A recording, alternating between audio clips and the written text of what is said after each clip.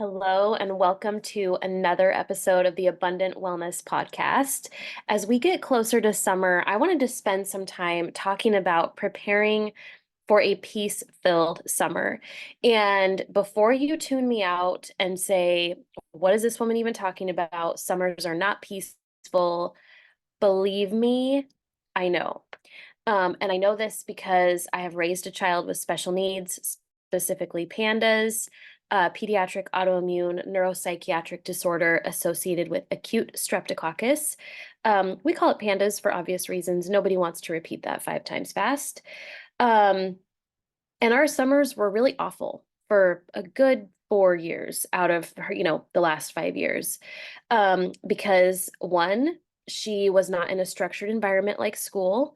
And two, there was only one of me. And I had a toddler at the time, and it was just extremely stressful, unpleasant, unenjoyable. So I know where you're coming from. If you are like, the kids are going to be out of school, they're going to be fighting all the time, they're going to be asking for snacks all the time. Maybe you have a child with special needs and you're trying to figure out how to manage that during the summer. I completely get it. But I wanted to share with you some strategies and tips on really preparing for a peace-filled summer. And that does require that we do some reverse engineering. And I know that I've been talking about that a lot on my Instagram stories. I talk about it a lot in my emails, but we really do have to reverse engineer our problem if we want to find a solution. And what that means is we have to start with, what are our goals? How do we want to feel this summer? How do we want our children to feel this summer? Do we want it to feel relaxed and kind of like going at the pace of each day? Or do you prefer to function by having everything scheduled out and that feels better for you? Each of us are wired a little bit differently, and your core values might even be different than mine. But when we begin to identify what our goals actually are, how we want to feel, how we want our children to feel, then we can start to kind of make I call it a very loose plan, because I need to have loose plans to feel good about my day and my structure, especially as a working mom. So what are your goals? And I want to talk about this for just a second, because if your goal, like, we're not talking about the goal of like, I want my children to do their chores every day and have a good attitude and never fight with their siblings. That's going to be pretty unrealistic. The goal for me at the very like basic of basics is that I want my home to feel peaceful. I want there to be flexibility and fun. I want for there to be like a cohesiveness about it, especially because for us, we've come out of 5 years of some pretty significant like trauma as a family, walking through, our daughter's medical diagnosis and how that's impacted each of us. And I talk about that more in depth in the book Wrapped in Kindness, which you can get linked in my show notes. However, I'm not talking about the goals of what you want to do. I'm talking about the goals of how you want to feel. Because so many of us, we have this outlined goal of like, I want to go on X number of camping trips, and I want to take my kids to Disneyland, and I want to put them in swim lessons, and I want to do this. But we're not actually looking at, how do we want to feel through that? Do I have the emotional capacity to do all of those things? Do my children have the emotional capacity to do all of those things? So looking at your goals through a different lens of, how do I want to feel as I move throughout all of these different moving pieces of the summer. For me, as a mom who works from home and who works at a clinic outside the home, I'm also taking into account, what are my other responsibilities? And can I achieve those goals of X, Y, and Z when I have all of these other responsibilities? Now, what I want you to think about in addition to this is, what are your sticky points? So these are, as we're coming up with goals, we're automatically kind of met with the areas of our biggest frustrations, right? The areas that, if your goal is to have a peace-filled summer and your children are nagging you about snacks every 5 minutes, you're gonna lose your peace. You are going to lose it, right? You're gonna be frustrated. You're going to want to run outside and just start, ripping weeds out of your garden. You're going to be doing other things instead of, to avoid that frustrating situation. So, what are the areas that, as you kind of assess the needs of your home, are your sticking points? For me, it's the constant demands for snacks. I can't deal, and primarily because I have to make everything from scratch most of the time. For all of our other meals. So snacks, they need to be like ready to go, something I don't have to cook or prepare. Um, and if it requires that I have to cook or prepare it between breakfast, lunch, and dinner, it's not going to happen. And if my kids start demanding that, it does lead to frustration in me. So, if that's a sticky point, if sibling fighting is a sticky point for you, if the constant mess around the home because maybe like me, you have a child with attention deficit issues, and so object permanence is a thing or is not a thing for them, and they have to leave everything out in their visual field.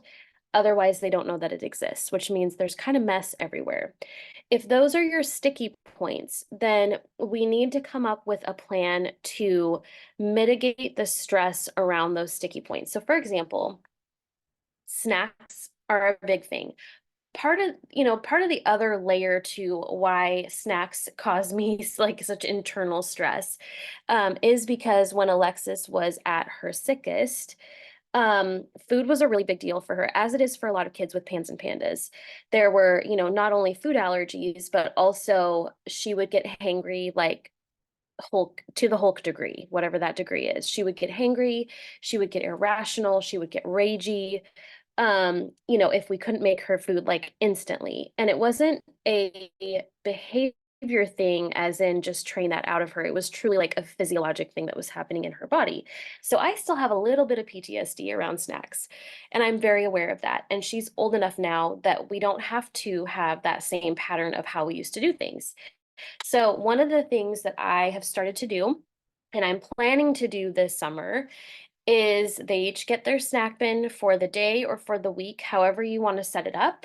And I load that up with easy to grab snacks like apples, bananas, like a little tub of berries, um, maybe a thing of, applesauce, jerky.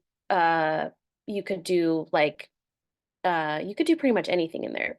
If you can do dairy, you could do cheese sticks. Like there's so much that you could do within that. And then that's what they get for the day. If they want something outside of what I've prepared for them, then they are welcome to grab that. I don't restrict food for my children, by the way. That's not what I'm advocating for. What I'm advocating for is the constant barrage of please get me a snack, please get me food, when usually it's just because they're bored. Okay. So that's something that I'm going to be implementing. I will drop in the show notes a link to some different products that I've found to help organize that. But just use what you have if that becomes a point of stress for you. So what are your sticky points? Is it the mess? Now, for me, the mess bothers me because, because I work from home and I can't spend all day cleaning the house, like maybe other moms who are home and don't work outside the home can do. Um, and then we add on top of that some of the ADHD stuff where, she feels like she needs to have everything out. So I then have to start to assess, okay, how can I begin to incorporate her into this process of taking care of her environment and cleaning up after herself? Now, because we have not been in a strict routine of that throughout the school year, I have to begin to think about the summer as a skill time, not a skill mastered time, meaning I cannot go into the summer expecting a mastered skill that she has not mastered. And this is true for all children. So if you're like, my kids are going to read every day and they're going to pick up their room every day and they're going to tuck in their, I don't know why I can't think of what the word, make their bed, and brush their teeth and all of those things. If we have not already taught them how to master that particular behavior, we want to make sure that we're not going into the summer expecting a skill mastered, because that's not going to be a thing. And so what we want to do is we want to be able to kind of assess where our children are at. I know for one of my kids, I could easily say we're going to read for 15 minutes a day quietly in your room, and she could totally do it. For my other child, probably not going to be able to start there, and that's okay. And that's the same with doing daily chores. Like, that's not a skill that they have mastered at this point in their lives because, well, mainly because we've been climbing ourselves out of this deep pit of pandas recovery, and that just has not been a priority skill for us to master. But you want to look at the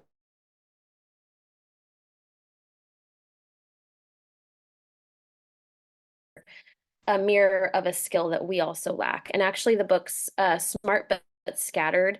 Um, I highly, highly recommend getting that book if you have a child who thinks a little bit differently, is maybe a little bit neurospicy, neurodivergent, to help you to understand where they might be lagging in a skill and where you might be lagging in a skill. And more than likely, there's a little bit of overlap there, which is where we can start to feel frustration.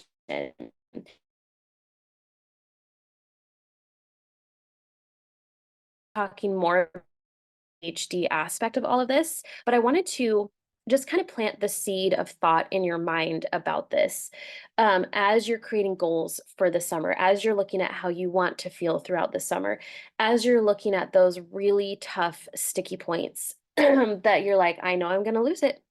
I know I'm going to lose it if my kids ask for snacks one more time. Okay, let's come up with a solution for that. And then you can work on some behavior training within that, meaning, okay, you're going to have to then train them. If that bucket gets empty or that bin gets empty, you're on your own until lunchtime, and that's totally appropriate because at school, they have their snack in their lunchbox and they can't just go ask their teacher every 5 minutes for something to eat. Like, that's, should be fairly expected.